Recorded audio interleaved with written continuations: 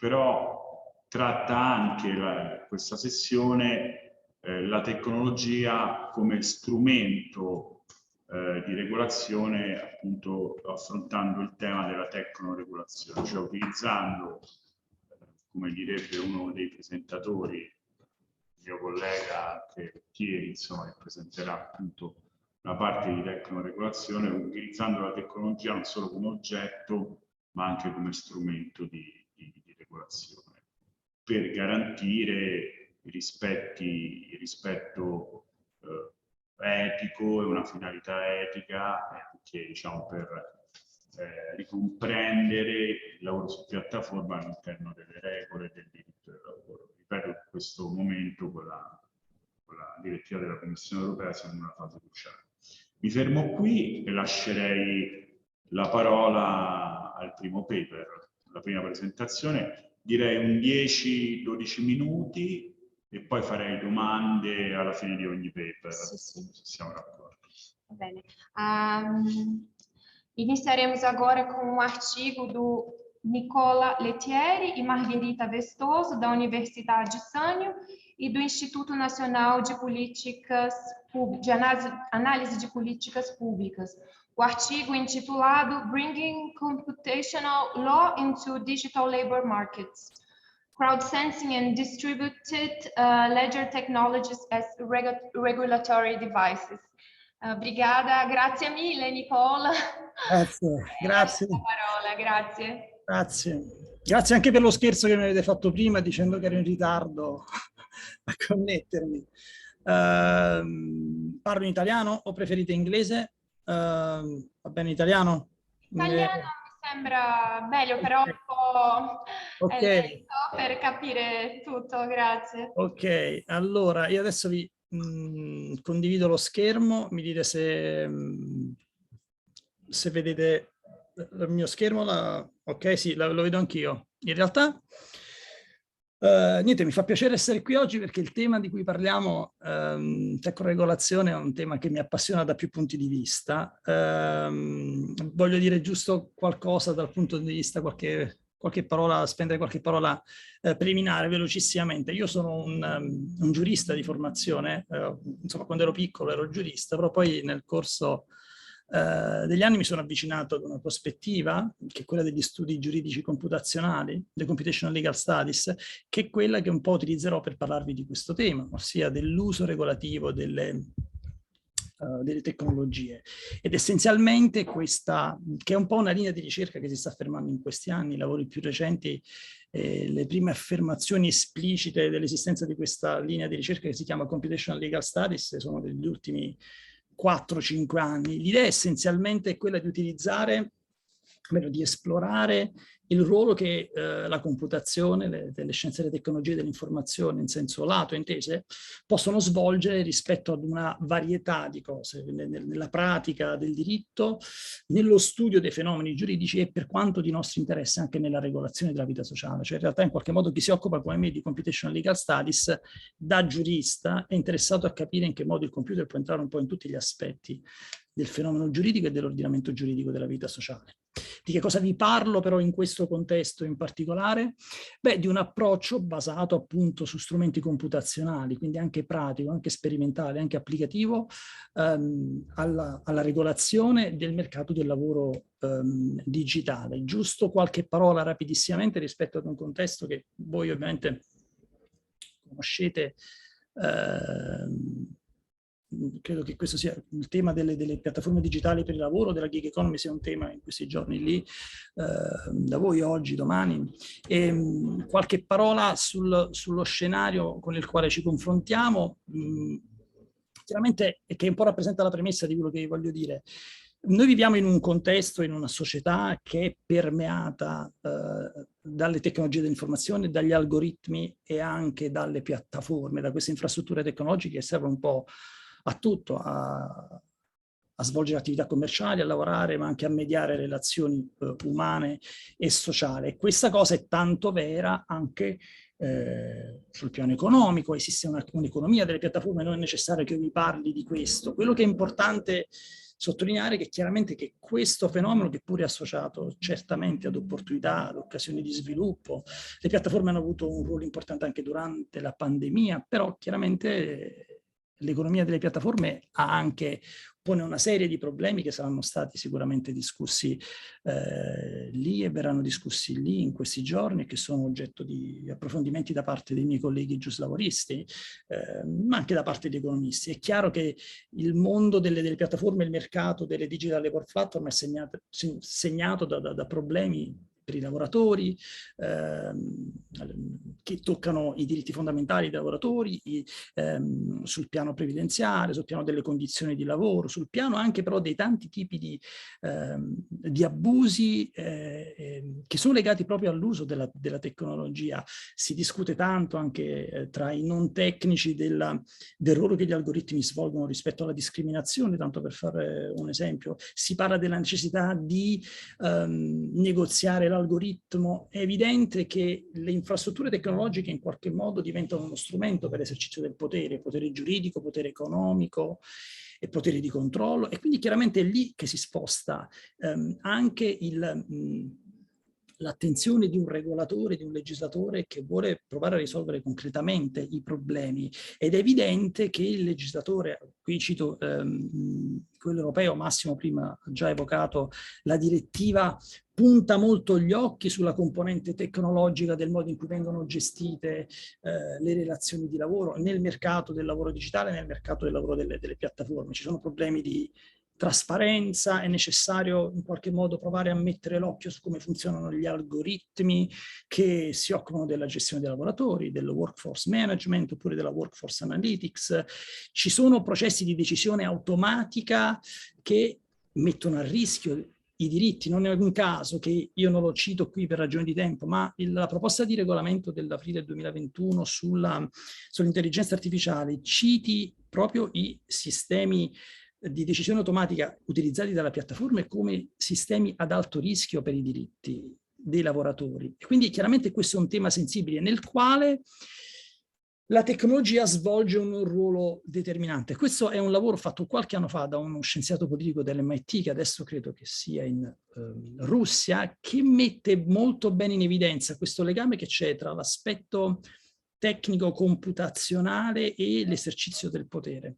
Di fatto, questo è un libro che sta in una collana che si intitola Software Studies, ed è una collana di scienza politica anche, dove si discute e si riflette sul modo in cui la tecnologia diventi di fatto uno strumento di potere. Qui si parla di planetary scale computation, queste piattaforme di livello globale che hanno un impatto sulle giurisdizioni, sulla geografia politica, oltre che su quella economica. E tutto questo pone dei problemi di design. E quando si parla di design in questo contesto, non si parla di design di artefatti, di mobili, si parla di design istituzionale, di design di regole.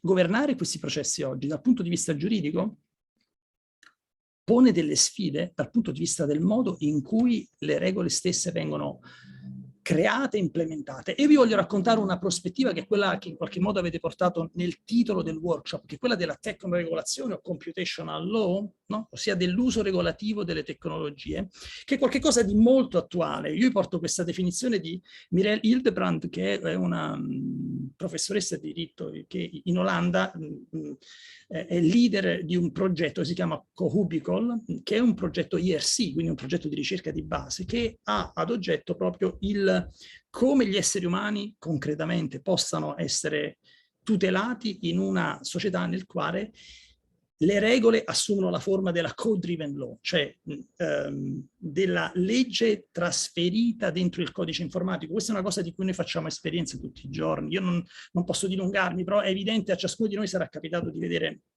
un post bloccato su Facebook, oppure vedersi attribuire un punteggio in qualche contesto, può accadere ad un lavoratore oggi, oppure qualcuno di voi potrà aver avuto un rimborso in maniera automatica quando un aereo ha fatto tardi. C'è oggi la possibilità di implementare forme di tutela dei diritti o anche forme di esercizio del potere giuridicamente rilevanti all'interno di strumenti tecnologici, ad esempio gli smart contract, che producono in maniera sono dei brani di codice, dopo li citiamo rapidissimamente, nel momento in cui si verificano alcune condizioni. Questa roba qui ha un impatto sul modo stesso in cui si configura oggi la regolazione della vita sociale. Questo è un bel libro, Springer, di 3-4 anni fa, che inizia a parlare in termini comparativi della human law e della computer law. Sono due modi diversi di regolare la vita sociale, e quello che è interessante è che oggi di fatto si iniziano a trasferire sul piano tecnologico. Pensate alle interazioni che avvengono sul web,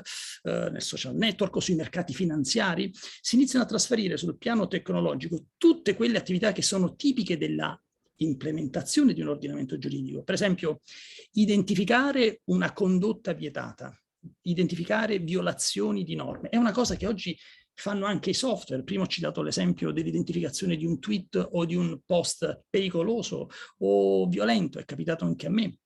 L'identificazione ancora dei soggetti che hanno bisogno di tutela, oppure delle persone che sono responsabili di qualche condotta penalmente rilevante o giuridicamente rilevante. Ma non c'è solo questo, cioè identificazione e classificazione delle attività e delle persone, ma anche l'enforcement. C'è la possibilità oggi, e questa è una delle caratteristiche della computer law, di implementare la tutela direttamente nel codice, in un sistema automatico. Provate a pensare al software che gestisce i lavoratori di una piattaforma. Se rileva una presunta violazione di una regola contrattuale da parte del lavoratore, può bloccarla automaticamente, oppure gli può applicare una tariffa diversa, e questa senza che nessun occhio umano vada a controllare cosa sta accadendo.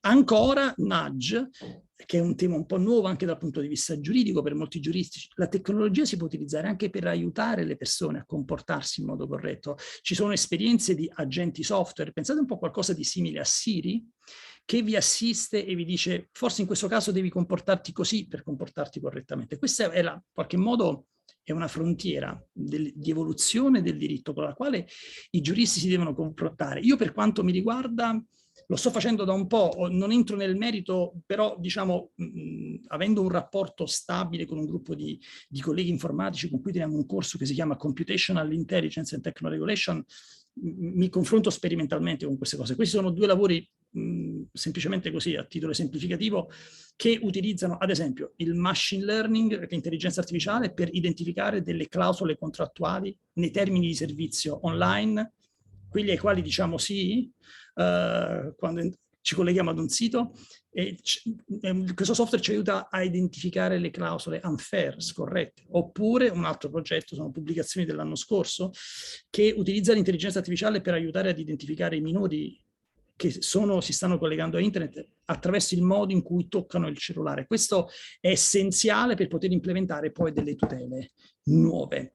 Come si collega questo con il tema delle digital labor platform? C'è una proposta, c'è un progetto al quale sto lavorando e che appunto si colloca a metà strada tra lavori che abbiamo fatto anche insieme a Massimo, proprio sul tema delle piattaforme di lavoro digitale e questo rapporto che io ho con la sperimentazione informatica. Io ho questa connotazione un po' ibrida.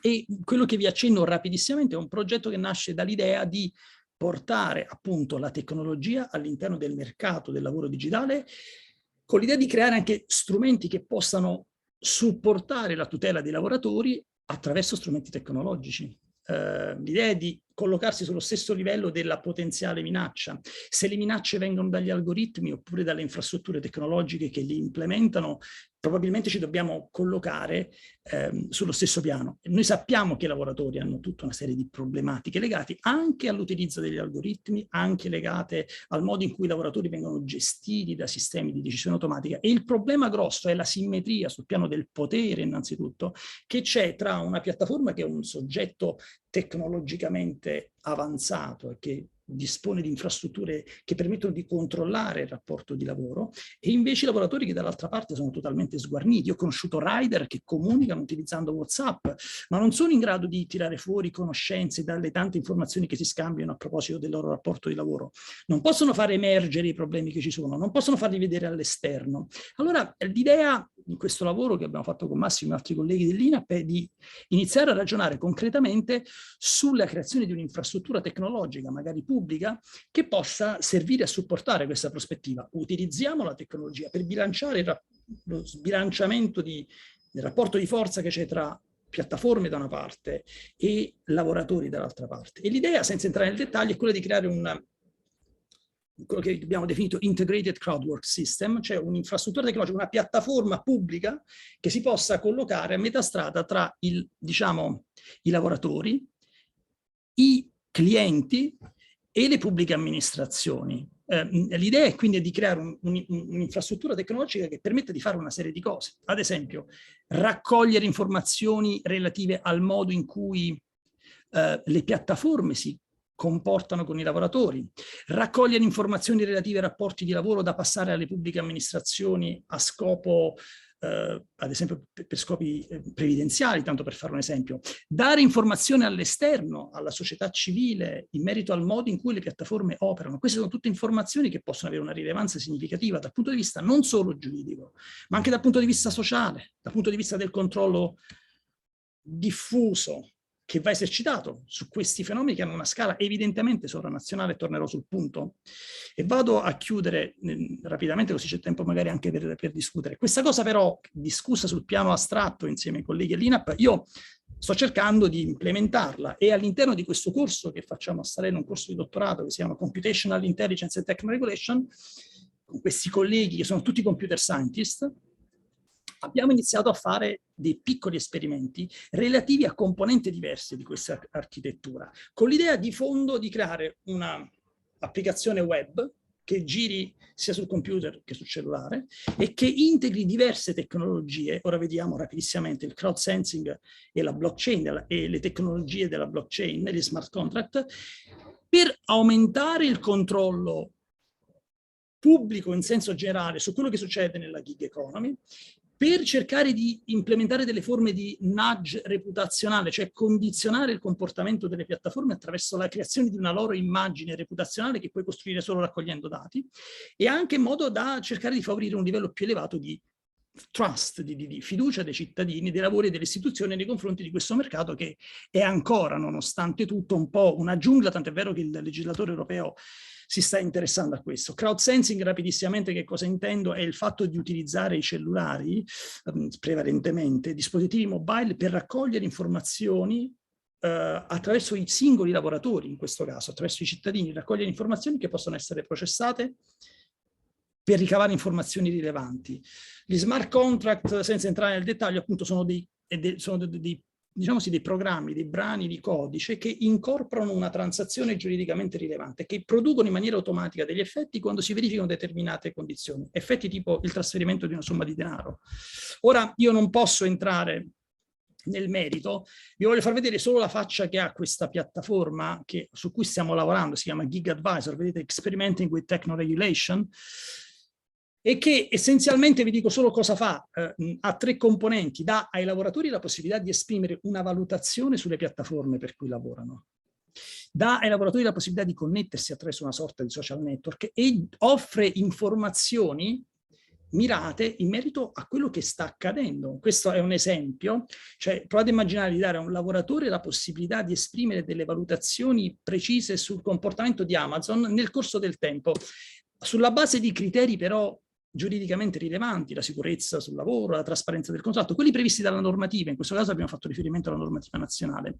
Provate a immaginare di poter raccogliere questa informazione, renderla disponibile. Bene, questa cosa magari la mettete a disposizione georeferenziata. Questa cosa permette da un lato di condizionare, di fare il nudge reputazionale sulle piattaforme, dall'altra parte permette ai lavoratori di essere informati, dall'altra parte permette, utilizzando varie tecniche di data mining, di identificare comportamenti scorretti, per esempio delle condotte discriminatorie delle piattaforme che si ripetono nel tempo.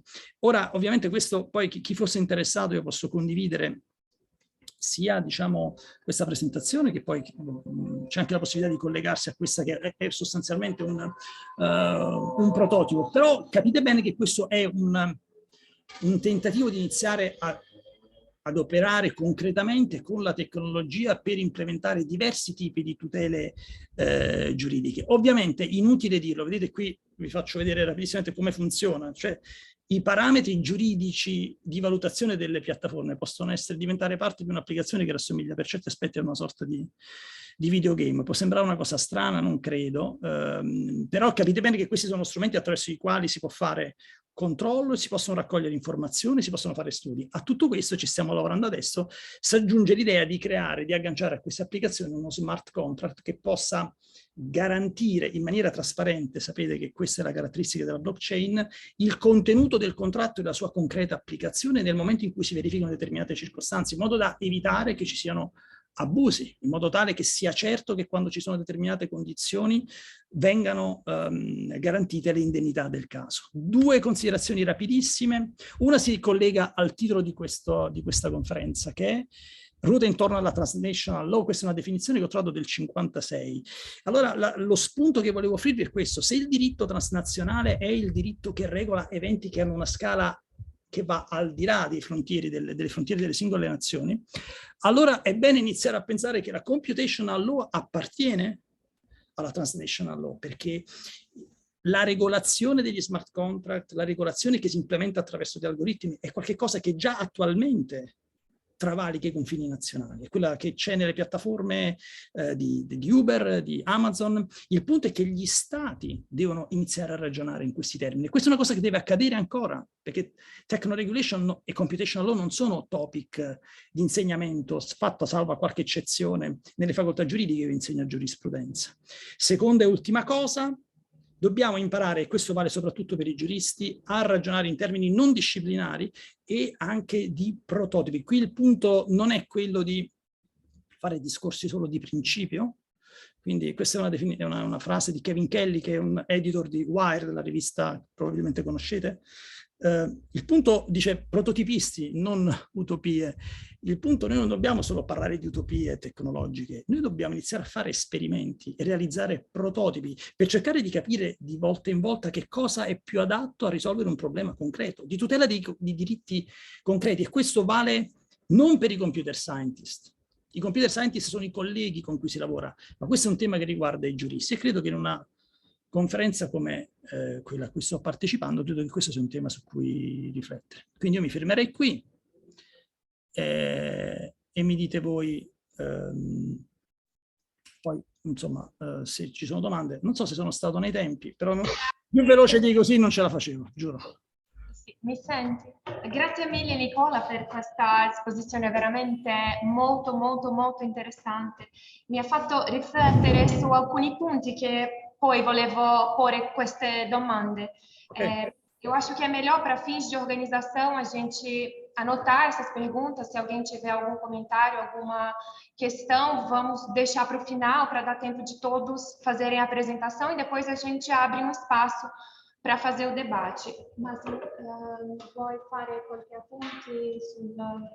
No, ringrazio Nicola.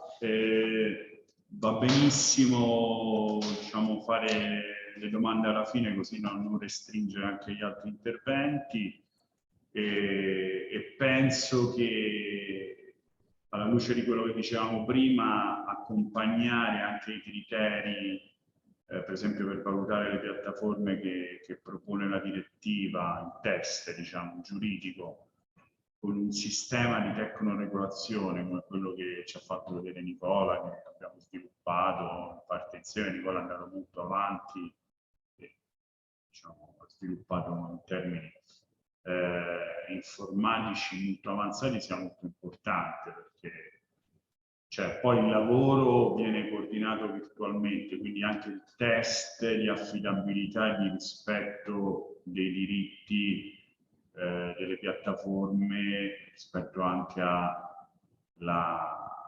status professionale delle piattaforme, ad esempio come vengono trattati i lavoratori deve essere accompagnato da un sistema tecnologico, non basta solo un sistema giuridico. Quindi questo è un po', diciamo, un elemento importante su cui stiamo insistendo molto. Quindi passerei al secondo paper. No, prima solo una riflessione che volevo fare prima di andare avanti, perché per non perdere questo assunto. Per me una questione che è di estrema importanza è quella di chi geste questa piattaforma, chi è lo Stato, il sindacato, il lavoratore. questa è una domanda che volevo fare per poi riprendere e iniziare il dibattito, però lascio questa riflessione adesso per non perdere. Agora vamos passar. Grazie mille Nicola e poi riprendiamo. Ho preso nota della domanda. Come? Ho annotato la domanda così rispondo dopo. Grazie. Iremos passar agora para a segunda apresentação. A apresentação das autoras Jéssica Santos Pereira e Regiane Pereira Silva da Cunha, da PUC de Minas Gerais, que irá apresentar o artigo intitulado Algoritmização do Trabalho, os desafios enfrentados por trabalhadores plataformizados. Jéssica, Regiane, sejam bem-vindas. Eu agradeço imensamente a participação de vocês, o envio do artigo, e passo a palavra para fazerem a apresentação. Muito obrigada. Boa tarde, eu agradeço pela oportunidade de participar no congresso. Eu e a Jéssica vamos apresentar em conjunto, vamos dividir o tempo, e eu vou começar a apresentação e ela vai dar sequência. O título do nosso trabalho, como já foi informado, é Algoritmização do Trabalho, os desafios enfrentados por trabalhadores da plataforma, em plataformas digitais. O nosso trabalho, ele pretende discorrer acerca dos trabalhadores algoritmizados e os desafios enfrentados por muitos, não apenas no Brasil, que vai ser o recorte da nossa pesquisa, mas também a nível global. Os algoritmos, eles são como receitas previamente criadas por meio de programação para execução automática de rotinas e soluções de problemas. Além disso, os algoritmos, eles utilizam variáveis construídas por programador ou pelos seres humanos dentro de um processo que visa completar uma tarefa. Por meio dos algoritmos, as empresas podem criar plataformas que gerem os trabalhadores de maneira remota, emitindo comando, enviando metas para os trabalhadores e ainda fiscalizando o seu cumprimento. Os algoritmos, silenciosamente, eles estabelecem regras e condutas sociais, influenciam resultados sociais, influenciam a economia.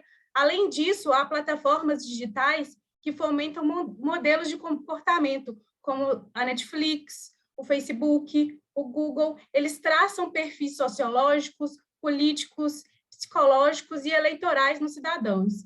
Ressaltamos no nosso trabalho que os trabalhadores eles aceitam os comandos por trás dos algoritmos, são realizados por seres humanos que carregam consigo experiências passadas, preconceitos dos seres humanos, diversas características humanas que os algoritmos trazem consigo. Os algoritmos também discriminam, eles gerenciam os empregados, eles enviam metas, contratam, demitem, verificam e mapeiam comportamentos. Os algoritmos, inclusive, mapeiam a subjetividade dos trabalhadores, inclusive o histórico profissional dos trabalhadores. Os contratos dos trabalhadores algoritmizados e as plataformas são, em sua grande maioria, sem previsibilidade de horas a cumprir, nem direitos assegurados. Quando há demanda, basta a chamada e os trabalhadores devem cumprir as demandas online. Se os algoritmos determinam preços, estimulam notas mínimas para a plataforma, estipulam notas mínimas para as plataformas, que não sejam excluídos, não permeiam a comunicação fora da plataforma em trabalhadores e clientes e sancionam os trabalhadores que não aceitam as tarefas que são ofertadas, fica evidente a gerência total dessas empresas, não apenas no trabalho desses trabalhadores, mas na vida deles, que passa a ser moldada de acordo com as políticas da empresa. As empresas detentoras das plataformas eletrônicas, em sua grande maioria, estão utilizando esse meio de contratação de mão de obra para burlar a legislação trabalhista, contratando trabalhadores de maneira autônoma e com remunerações baixas. Para finalizar minha exposição, Adrian Signer, ele fala que as plataformas digitais nomeiam os trabalhadores como autônomos para mascarar o trabalho assalariado e reduzir custos dos serviços prestados aos consumidores. Agora eu passo a palavra para a Jéssica.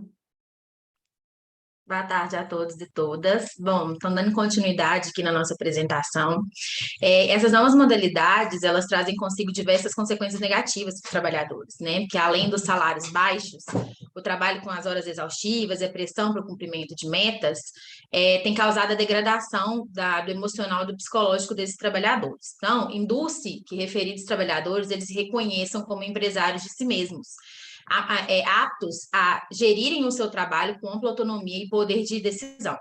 Nesse contexto, as novas formas de trabalho, elas podem mascarar uma subordinação quando as empresas tentam contratar trabalhadores como autônomos, mas com todas as características de uma relação de emprego. Christian Dunker, um psicanalista brasileiro, ele pondera que quando há o apagamento do termo do trabalhador e a sua substituição por um colaborador, como um empreendedor, ou até mesmo como um associado, por exemplo, nas empresas e nas organizações, isso é um indício de uma forma como que o neoliberalismo ele oculta as relações de trabalho em seus esforços de renomeação de uma categoria.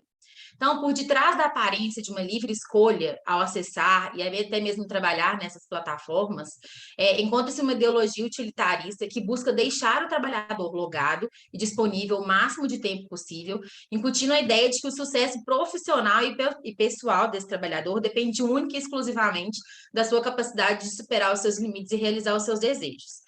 Então, a pesquisa ela pretende demonstrar que os trabalhadores plataformizados, sejam eles os motoristas, os motoqueiros, ou então mesmo os trabalhadores online de microtarefas, eles não são autônomos em sua essência, merecendo uma proteção social, uma proteção trabalhista, pois são submetidos a labores precários e sem segurança.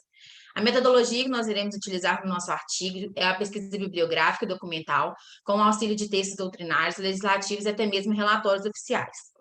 O trabalho tem uma relevância social por debater e propor medidas que possam efetivamente garantir a proteção adequada aos trabalhadores que são algoritmizados, plataformizados.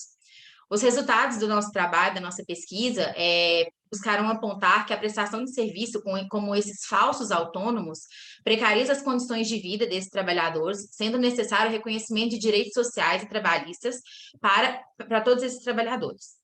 Alain Supiot destaca a necessidade de uma verdadeira reforma do direito do trabalho, propondo a implementação do chamado Estado Profissional da Pessoa, que vai além do emprego e engloba todas as formas de trabalho, desde a sua formação inicial até mesmo a aposentadoria desses trabalhadores, tendo como uma linha, como um horizonte, a humanização do trabalho.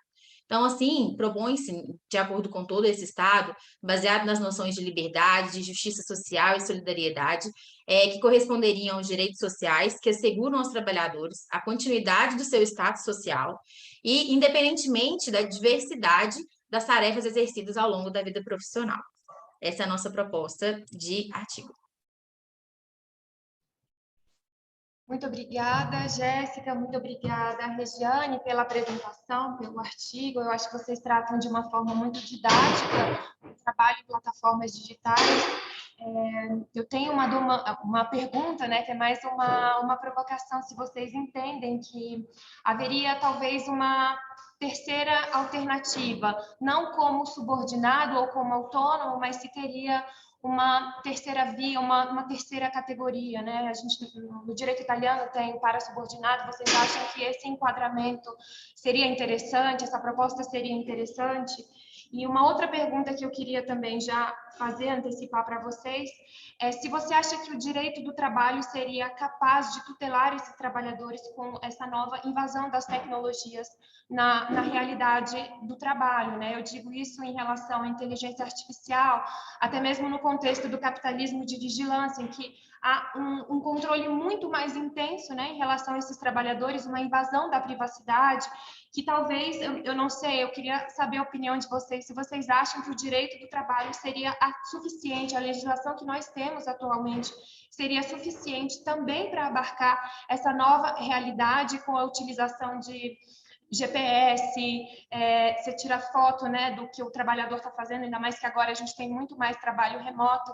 Então, minha pergunta seria essa, se vocês acham, primeiro, uma terceira categoria seria interessante ou não, e mais, se o direito do trabalho, atualmente, com a legislação que temos, seria suficiente para englobar essa nova realidade do capitalismo de vigilância. Máximo. Sì, no. Grazie Io ho una questione velocissima sulla terza categoria. Io penso che sia stato, però volevo sentire il vostro parere, è un errore, diciamo, considerare i lavoratori delle piattaforme attraverso ulteriori categorie di lavoratore autonomo. Infatti la direttiva ribadisce, quella europea, che il lavoratore deve essere o subordinato o autonomo, e penso che il rincorrere queste terze fattispecie sia stato un po' un agevolare poi gli interessi delle piattaforme, perché alla fine diciamo c'è stata molta in English misclassification dei lavoratori, però volevo sapere voi cosa pensavate, solo questo. Obrigada. Depois a gente vai deixar... Eu peço desculpas em razão do tempo, não dá para a gente começar o debate de imediato, mas ao final a gente vai tentar abrir esse espaço, inclusive para a discussão dos que estão aqui presentes. Muito obrigada pela participação, pela apresentação. Iremos passar agora para o próximo artigo, do João Marco Lazeira Duarte Santos, da Universidade de Lisboa, que está aqui conosco em Salamanca, e que irá apresentar o artigo intitulado Por Trás das Cortinas, a visão dos tribunais sobre a relação jurídica entre Uber e motoristas à luz do direito comparado. João Marco, muito obrigada pelo envio do artigo, pela participação, e eu passo a palavra para a sua apresentação. Muito obrigada. Obrigado, Priscila. Infelizmente, eu ainda não mandei o artigo, só mandei o resumo, mas pretendo mandar o quanto antes. Eu queria agradecer a todos a oportunidade. Professor Máximo Rei, diria que um orgulho e um honor esse daqui. Grazie per l'opportunità. Adesso parlerò in portoghese perché il mio italiano è finito. Aproveitando o gancho das duas apresentações anteriores, que foram muito enriquecedoras e agradeço desde já, o tema da relação entre a tecnologia e a sociedade, especialmente no nosso ramo de estudo, direito do trabalho, e eu até, aproveitando a sua pergunta, eu digo que a única disciplina que é capaz de responder aquela sua pergunta é o direito do trabalho, porque é uma das ferramentas úteis para moderar a visão economicista do que é a realização humana do trabalho humano. Então, talvez esse tema seja o mais instigante, diverso e pulsante da atualidade. A demanda no mercado da sociedade de qualidade, efetividade, baixo custo e velocidade, associados a determinado bem ou serviço, desemboca na inovação disruptiva, a qual tem por premissa empreender um nível tal de mudança que empurra as empresas e grupos econômicos, até então incumbentes do nicho de mercado, ao limite da falta de competitividade, ou mesmo eventualmente para extinção. Um autor vietnamita, um economista, chama Su Nic, utiliza um modelo criado por Jake Parney para explicar o diferencial da Uber sobre os incumbentes, e aí mais dedicado à Uber, e os incumbentes seriam o segmento de táxi. E sobre a concorrência, que é o Lyft, por exemplo. O Barney indica 4 características essenciais que configuram fontes sustentáveis de vantagem competitiva e de longo prazo, quais sejam valor, raridade, inimitabilidade e organização. E o Sunig, ele aponta que o unicórnio americano leva uma vantagem significativa nos critérios de valor, que diz respeito à tecnologia embarcada na plataforma, e na organização, que é a capacidade da plataforma de se manter à margem da regulação, né? E isso aí seria uma das principais armas do elemento inovador, que é a sua complexidade e a capacidade, toleria do Estado, a capacidade imediata de oferecer uma resposta. O idealizador tem, portanto, nesse estado de causa, uma janela de oportunidade para substituir os incumbentes. E as consequências que estamos vendo, estamos experimentando, é que esse processo implica um desencaixe social, econômico, político e legal muito grave, configurando uma tendência crescente do mercado de trabalho focado na informalidade, na desregulação e na precarização do trabalhador, com efeito deletério na qualidade de vida, na segurança e da proteção social. Apesar de demorada, e agora mais entrando no tema, a resposta veio dos tribunais, como na França, Espanha, Estados Unidos, Reino Unido, no Brasil, ou mesmo pelo governo, como em Portugal ou na Alemanha. O presente trabalho, no entanto, escolheu tratar de 3 dessas decisões, não estão escalonadas por ordem de ajuizamento ou de decisão, mas são três decisões que oferecem uma possibilidade de identificarmos algumas singularidades e algumas interseções, né? Uma delas, talvez a mais rumorosa, está na Califórnia, que é o berço da startup, cuja solução foi encontrada no princípio da presunção relativa, ou pelo menos uma interpretação semelhante a isso, o princípio da presunção relativa da relação de emprego. Não dá para falar dessa decisão contra a Uber sem falar do caso anterior, que se chama o caso Dynamax, que era uma empresa de courier que detinha empregados registrados como empregados mesmo, e depois de implementar tecnologia numa plataforma, decidiu rescindir todos os contratos e contratá-los como colaboradores ou como prestadores de serviço. E não só os membros empregados, mas outros que se sujeitaram à prestação daquele serviço. Essa plataforma, quando houve essa proposta, os empregados se organizaram junto ao sindicato e moveram uma class action para poder sustar os efeitos dessa medida. E a própria class action, diante da diversidade de prestadores de serviço, de que tipo de serviço estavam prestando, que não eram só os empregados originários, ela teve dificuldade para obter a certificação necessária. Então, essa briga que começou em 2015, ela só foi terminar em 2018 com a certificação da class action, e que foi uma coisa assim inovadora no ponto de vista da interpretação desse tipo de relação nos Estados Unidos, porque eles voltaram ao começo dessa relação para discutir os termos básicos que estão previstos no contrato, na legislação trabalhista, que é o suffer or permit to work, que é o requerer ou permitir trabalhar em tradução livre, como definição do termo employ, que é empregado, contido na norma trabalhista que foi analisada.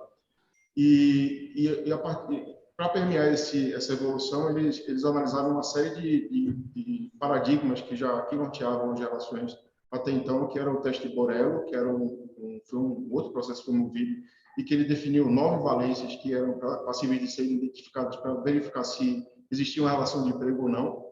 Depois houve um outro parâmetro, que é o parâmetro Martinez, que mudou um pouco, era uma alternativa ao teste Borello, mais simples, mas ainda assim bem diferente da relação que era experimentada. E para surgir nessa decisão o que eles chamam hoje de teste ABC. O teste ABC é a definição de 3 valências principais, que são elementos que o empregador tem que negar. Ele tem que provar que ele não se encaixa em nenhuma daquelas categorias, e a partir daí é definido se aquilo é uma relação empregatícia ou não. O A seria que o trabalhador está livre do controle e da direção do contratante em relação à execução da obra, tanto sobre o contrato para a realização desse trabalho de fato, que o trabalhador executa trabalhos que estão fora do curso normal dos negócios da entidade contratante, e C, que o trabalhador está atualmente envolvido num comércio, ocupação ou negócio estabelecido de forma independente, da mesma natureza que o trabalho realizado pela entidade contratante. Então, a criação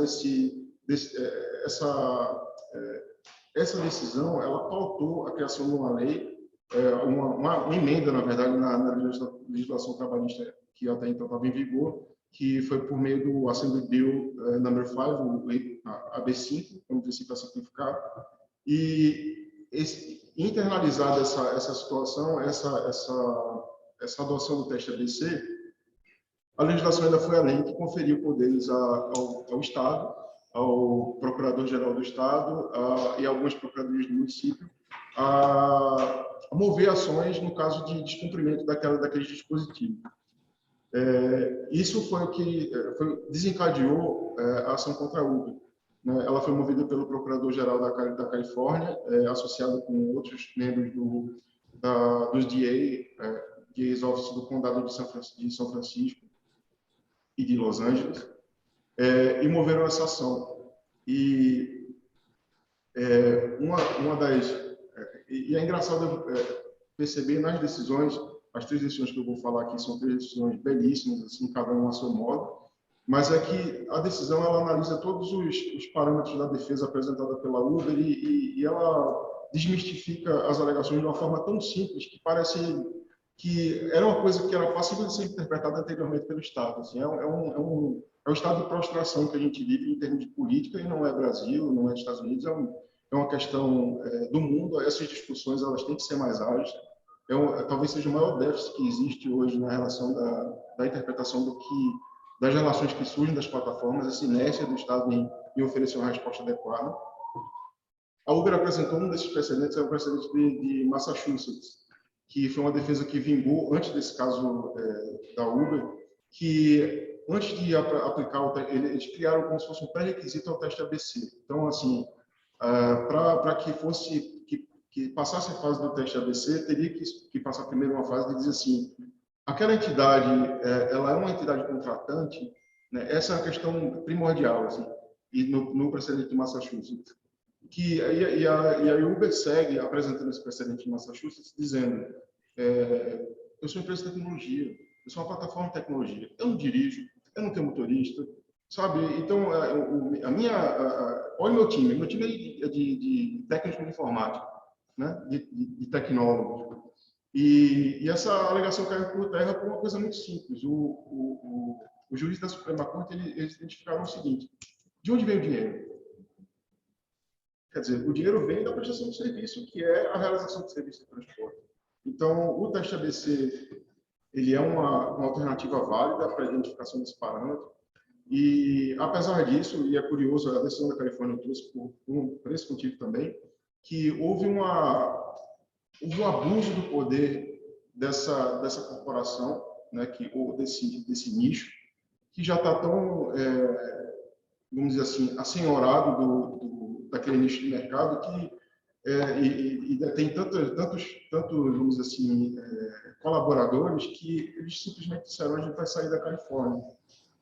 E, em paralelo, financiaram uma campanha intensa, né, para mais de 300 milhões de dólares, para aprovar um plebiscito para desvincular ou destruir o precedente que foi criado nessa decisão.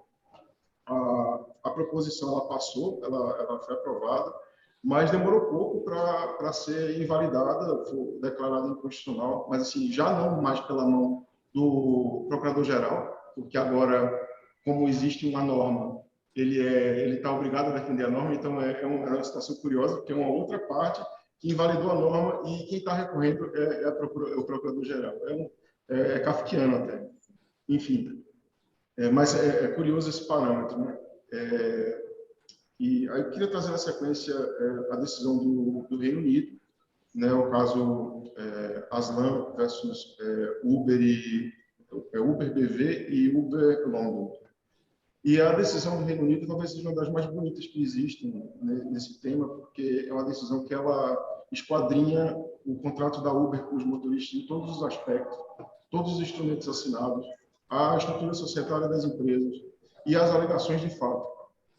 E não é uma decisão preguiçosa, vamos dizer assim, porque por que eu digo que não é preguiçosa? Porque já no primeiro tópico eles identificam o seguinte: em Londres e boa parte do Reino Unido, você só funciona nesse serviço de dirigir o agendamento privado, um veículo privado de transporte, se você tem uma licença.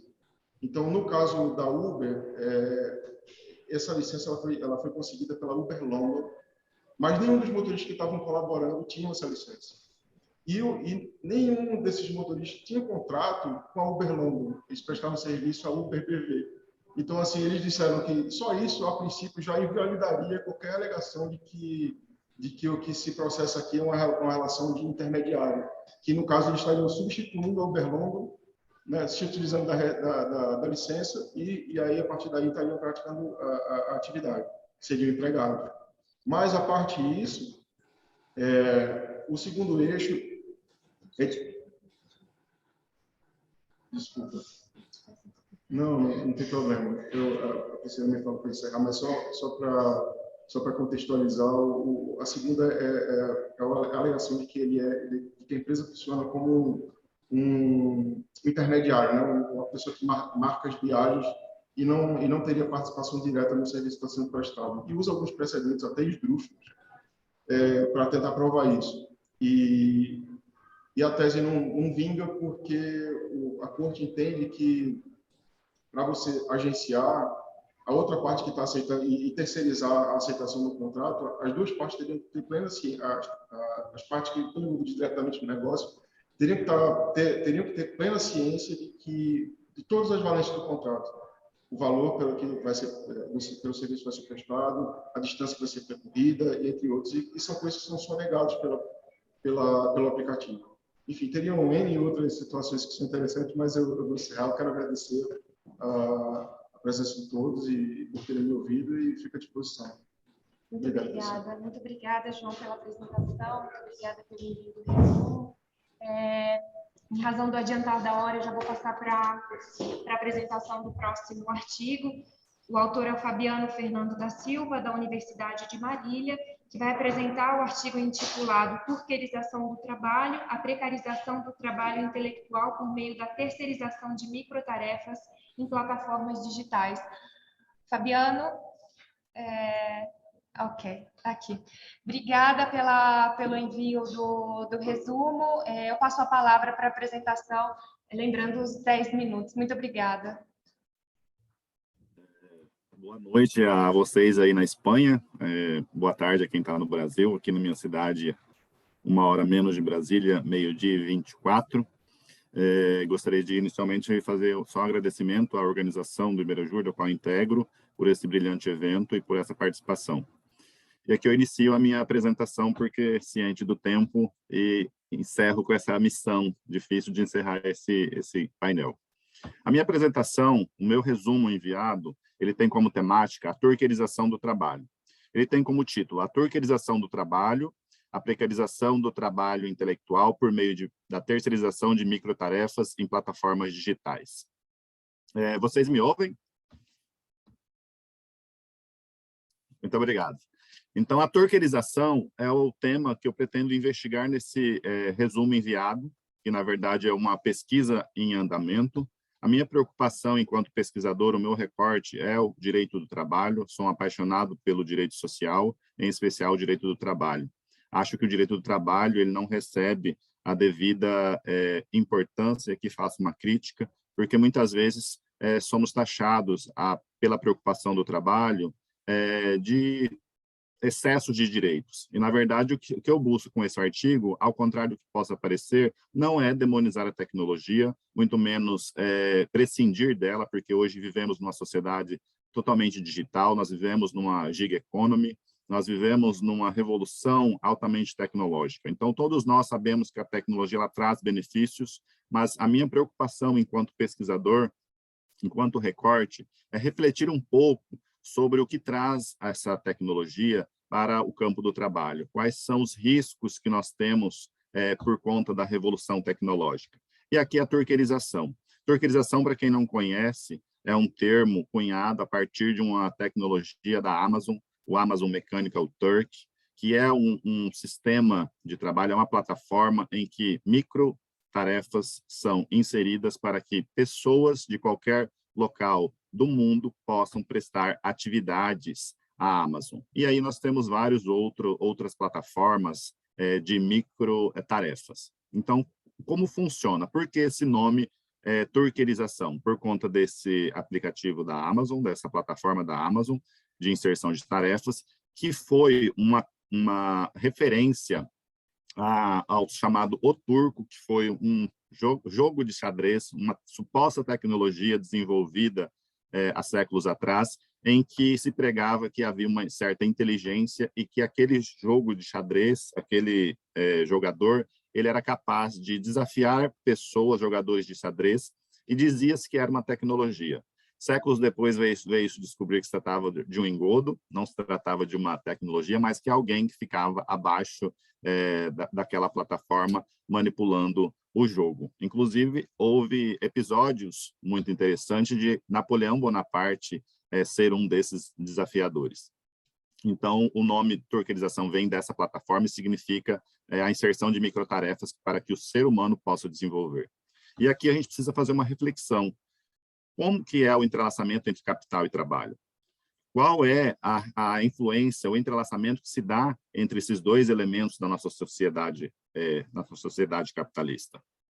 o trabalho ele é altamente influenciado pelos modos de produção, pelas novas formas, os novos modelos de negócio. E nós sabemos que a tecnologia ela influencia diretamente no modo de produção e faz surgir a cada tempo novos modelos de negócio que vão impactar o modo como o trabalho é prestado.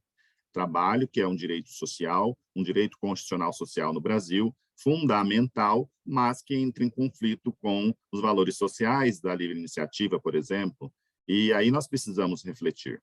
Em que momento atual nós estamos desse trabalho? Qual é a minha proposta? Nós sabemos que existem dois tipos de prestação de trabalho por plataformas. O on-demand, em que tem um prestador de serviço, como o Uber, Airbnb e outros, assim como tem o crowdwork, que foi falado aí pelo doutor Nicola, e a doutora Jéssica também mencionou essas microtarefas. Então, nós temos hoje essas tarefas que não têm qualquer regulamentação. As empresas atualmente não possuem sede, não possuem estabelecimento empresarial, elas estão mundializadas. E aí nós temos o risco de trabalhadores que estão em qualquer parte do Brasil e do mundo prestando tarefas, prestando trabalhos para aperfeiçoar a tecnologia, para o desenvolvimento e coleta de dados e processamento de dados, que muitas vezes não tem qualquer remuneração por um trabalho que não atinge um certo nível de qualificação, não atinge a tarefa que se espera. E nos Estados Unidos, por exemplo, esses trabalhadores hoje têm recebido cerca de $5. Em países como Índia e outros países de situação mais irregular, chega-se a $2,16. Então, nós temos hoje uma inversão em que na sociedade da gig economy, você transfere o ônus da relação de trabalho para as pessoas e que você não tem uma certa fiscalização. Então, o meu objetivo neste resumo, e aí caminho para o 7º minuto da minha apresentação, é propor uma reflexão. Eu não trago aqui soluções. Na verdade, nós, enquanto pesquisadores, nós temos que refletir sobre isso e levar para a comunidade jurídica reflexões e pensamentos sobre uma situação, uma relação social. Isso é o direito. Nós precisamos refletir sobre isso. A tecnologia é boa, mas o que tem impactado nas relações de trabalho atualmente? Como nossos prestadores de serviço, nossos trabalhadores, estão desguarnecidos de qualquer proteção social? Que justiça nós queremos enquanto operadores do direito para promover justiça social para trabalhadores que estão excluídos e não têm qualquer fiscalização? Imaginem, senhores, como é difícil esses prestadores de trabalho no âmbito do seu ambiente doméstico, que não tem qualquer regulação. Onde é que eles estão cadastrados? Quem fiscaliza atividades por eles exercidas? Quem fiscaliza a remuneração? Então, hoje, a nossa realidade nesse serviço de crowdwork, de cadastramento de plataformas, e aí nós temos inúmeras outras, eu apenas escolhi delimitar o trabalho por conta da turquerização, porque eu acho que é nítida a precarização que, além da força física do trabalhador que já sofre de outros aspectos, nós temos agora uma precarização do trabalho intelectual. Ou seja, olha o ponto em que nós chegamos. Além da força física que já era precarizado, nós temos agora um caminhamento para a precarização no âmbito intelectual e por meio do qual nós não temos sequer regulação sobre isso. Então, o que eu trago aos senhores, sem qualquer consideração final no sentido de trazer o fechamento da pesquisa, porque ela está em andamento, a minha preocupação é trabalhar essa temática da turquerização, dentro desse contexto de gig economy, entrelaçando tecnologia e trabalho para apurar como esses novos modelos de negócio eles têm impactado as relações de trabalho. E aqui eu encerro para não me estender mais e fico à disposição, doutores, para eventuais questionamentos. Muito obrigada, Fabiano, pela apresentação. Eu agradeço imensamente a sua participação. Nós estamos com um problema de horário, infelizmente. Eu vou abrir para 1 minuto para as perguntas que foram feitas. Primeiro, Nicola, depois Regiane e Jéssica. E eu queria fazer só mais uma pergunta para o João, se ele acha que seria suficiente a legislação, se acha que, em relação a esses avanços tecnológicos, tem realmente um problema em relação à produção, né, ao próprio trabalho da Casa Legislativa, em relação a esses avanços que normalmente são feitos muito de uma forma muito rápida. Então, eu queria saber se a legislação seria um meio eficaz, ou se um contrato coletivo, o que você acharia que seria interessante. Eu vou abrir primeiro para o Nicola per rispondere a quella prima domanda che ho fatto. Un minuto, vi prego. So che è zippato. No, rapidissimo. La tua domanda era sul chi governa infrastrutture tecnologiche.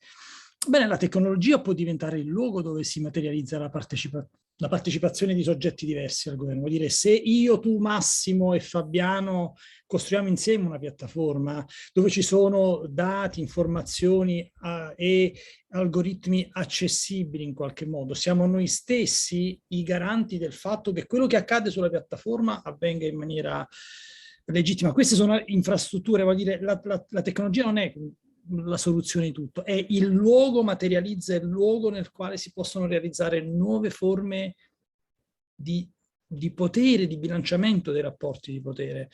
Di fatto è già così, semplicemente io credo che gli ordinamenti giuridici debbano appropriarsi anche di questo linguaggio. È come se il diritto potesse acquisire un nuovo modo di parlare. In giro per il mondo c'è tanta gente che pensa che in qualche modo gli informatici siano una nuova categoria di giuristi. D'altra parte era Lawrence Lessig che nel 2000 diceva "the code is law", è così.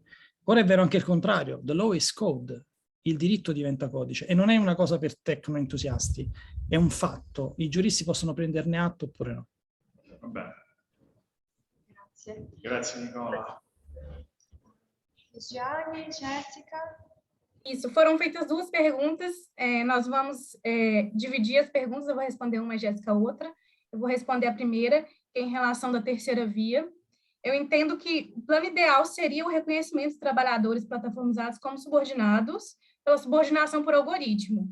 Mas, no entanto, a gente não pode fechar os olhos para as outras alternativas que proporcionam direitos sociais para os trabalhadores. Aqui no Brasil, tem um projeto de lei já que propõe uma relação híbrida para esses trabalhadores, dando alguns direitos trabalhistas, mas considerando como autônomo. Só que eu entendo que assim, é um pouco perigoso para não tornar como regra, né? Para burlar a legislação trabalhista. Mas o ideal seria a subordinação. E finalizando, eu acredito que a gente está diante de um desafio, né, em relação à ingerência da tecnologia, das plataformas, no próprio realização do trabalho, ainda mais que a gente tem uma CLT no Brasil de 1943, que considera um trabalhador industrial. Então, eu acredito que a gente está diante de um desafio, o capitalismo é cíclico, né, assim como os modos de produção, mas é necessário que o direito do trabalho é necessário que a gente busque que o direito do trabalho ele alargue essa extensão dele para considerar outros tipos de trabalhadores ali realmente debaixo do seu âmbito de proteção. Então, acho que é um desafio, não sei só se o direito do trabalho seria suficiente, hoje do jeito que está não, sem dúvidas, mas temos que caminhar para esse caminho.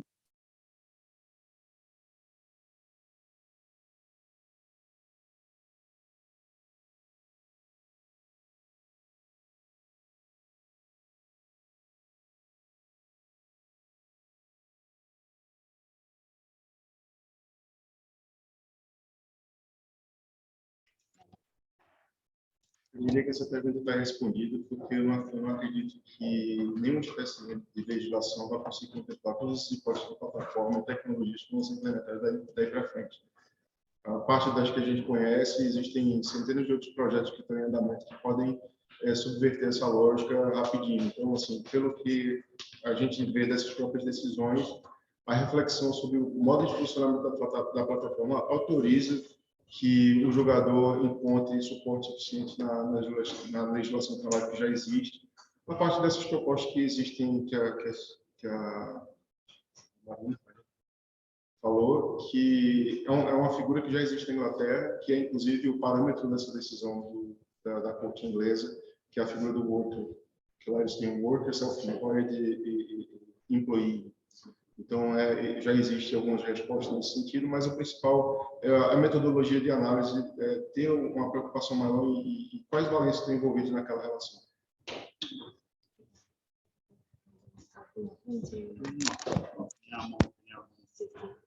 Bom, obrigada a todos. Declaro encerrado. Sim, desculpa por não ter aberto para o debate, mas infelizmente, em razão do tempo, nós temos que encerrar agora. Eu agradeço a participação de todos os autores que enviaram os artigos. Realmente foi um debate muito rico e interessante. Declaro encerrado o painel. Muito obrigada. Grazie a voi. Ciao a tutti. Ciao Nicola. Ciao ragazzi, Ciao. ci vediamo in Italia. Obrigada. Ciao a tutti.